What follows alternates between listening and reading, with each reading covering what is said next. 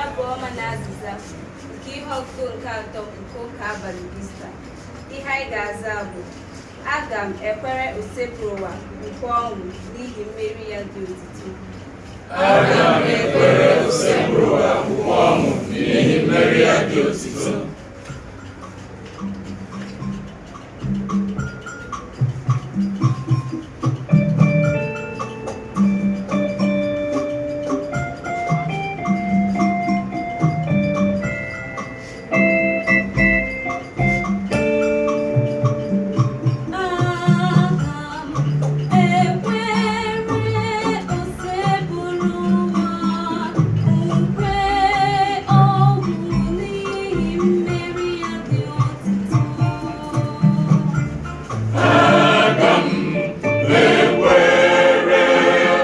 Oseburuwa ukwe ọṅụ n'ihi mmeri ya dị otito. Aga m ekwere Oseburuwa ukwe ọṅụ n'ihi mmeri ya